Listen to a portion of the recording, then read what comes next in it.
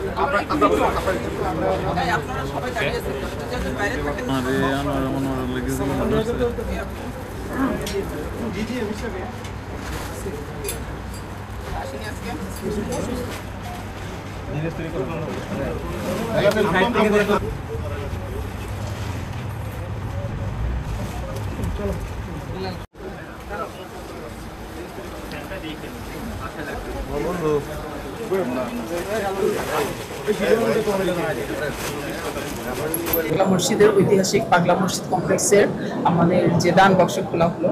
আজকে আমরা 13টি ট্রাঙ্ক সিন্দুক খুলেছি এবং আমাদের 32 বস্তা আমরা অর্থ এবং অন্যান্য জিনিস পেয়েছি, যেটা ইতিমধ্যে গোনার কার্যক্রম শুরু হয়েছে। আজকে আমাদের এই কাজে সহযোগিতা করছে জামিয়া আহমেদিয়া সুন্নিয়া মাদ্রাসার 340 জন শিক্ষার্থী এবং এই কাজটি আমাদের দিনব্যাপী চলবে। আপনারা জানেন যে প্রায় 4 মাস 18 দিন পরে আমরা এটা খুলতে পেরেছি। জানেন যে বিগত দিনে আমাদের এইচএসসি পরীক্ষা সহ অন্যান্য কাজের জন্য আমরা 3 মাস পরে যে একটা খোলার যে আমাদের ব্যবস্থা থাকে, এবার একটু এই কারণে দেরি হয়েছে।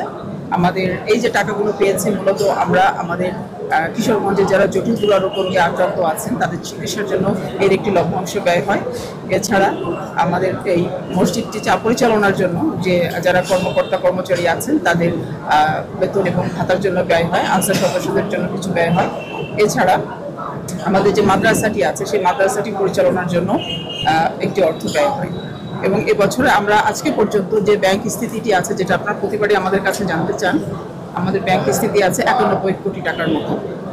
এবং আজকে আমরা আশা করছি যে বিগত দিনের থেকে এবার আরও বেশি সংখ্যক টাকা জমা হবে।